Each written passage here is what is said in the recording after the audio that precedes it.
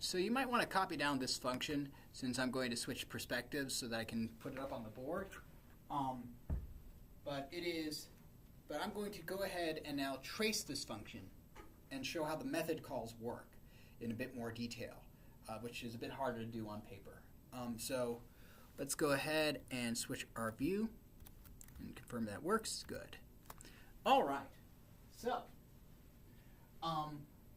we're assuming that basically we're starting here and calling fact 5, which I'll just simply do, which I'm just going to make it easier for me because, hey, this chapter is all about being lazy, and I'm just simply going to call it like we normally would, 5 factorial. How does this compute, right? And we had an if-else statement, which was simply pretty easy to write here. If n is equal to 0 or n equal 1, we returned 1. Else, return n times, and I'll just again put n factorial here over rather than fact n. Okay. N times n minus 1 factorial. Okay, that's the key there. Okay, so we call 5 factorial. Okay, and then what 5 factorial says is what I'm going to compute, what I'm going to return is 5. So n is 5 here. N is equal to 0. N is not equal to 0, so we get, so that's false. 5 is not equal to 1, that's false as well. So we go on to our next case, which is return 5 times 4 factorial, right? 5 times 4 factorial. Now the thing is that the computer just doesn't know necessarily right off the bat what that's going to be. It's got to compute that as well. So so what it does is that it calls factorial by and passes in 4. Now 4 factorial does the exact same thing. Is 4 0? Is 4 1? Nope. So we don't return 1. Instead, what we're going to do is we're going to return 4 times 3 factorial. That will return 4 times 3 factorial. 3 factorial, similarly, is going to go, I'm going to return 3 times 2 factorial. And 2 factorial is going to go, I'm going to return 2 times 1 factorial, right? It's going to call it's going to call the factorial function and pass in 1.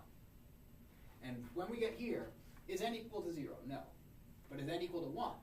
Okay, so this whole thing's true, so we're going to return 1. Okay, so now what's going to happen is that we start returning values to our function calls. So this returns 1 over here in the 2 factorial function call, right? So now we can recompute 2 times 1 factorial. Well, we got back 1, so we just cross that out. We do 2 times 1, and that's equal to 2. So now we can return that to the 3 factorial call. So, and that was going to be 3 times 2 factorial. Well, we've just calculated that 2 factorial is 2 from here. So now we do 3 times, so now we calculate 3 times 2, and we return that to the 4 factorial call for replacing our 4 factorial over here.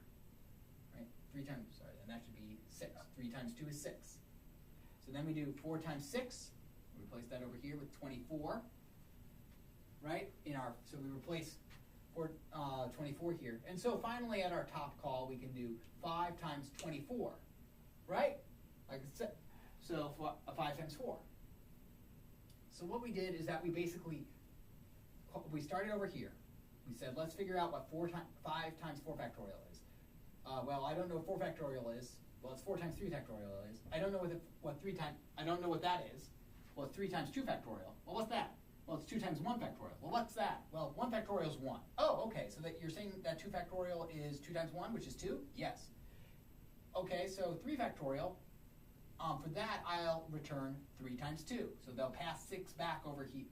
So you'll pass 6 back over here when n is equal to 4, right?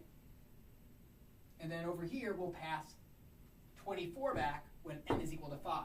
And then we'll return 5 times 24, which is 120. So we'll pass it back there. So that's what we mean. So this is what we call tracing a method call, where we pass back sorry, my lights decided to go off, where we basically pass these calls down, follow it down to the base case, right? It's a super easy thing to solve, right? And again, this looks like magic. But essentially what it's doing, it's computing 5 factorial is computing 4 factorial, which is computing 3 factorial, which is computing 2 factorial, which is computing 1 factorial, which is returning 1. So that we can finish computing 2 factorial, so we can finish computing 3 factorial, so we can finish computing 4 factorial, so we can finish computing 5 factorial and return that back to the method call, right? So it's just this chain of method calls that go all the way down and all the way back up. All the way down being to our base case, right? So that means that essentially we have, so I mentioned that you need 2 things, okay? The first thing is you need a base case, and then you need a recursive case. And that's the other key. That's what makes it a recursive function. A recursive case, where basically we do a method call, and the method calls itself. It calls itself on a simpler subproblem, right? Because 5 factorial, that's hard, but 4 factorial is just the slightest bit easier, right? Just slightly a bit easier. And 4 factorial will call 3 factorial, which is just a bit easier than that. And 3 factorial will call 2 factorial, which is just the slightest bit easier than that, and so on, right? It's your program's version of being lazy. It's passing the buck to somebody and telling everybody, and telling basically each method call to do a slightly simpler version. So that's what's going on here. And once you understand this with a few more examples, you'll be ready to go. So I'm going to go over a few more easy examples in the next section, in the next couple videos that are provided by our book.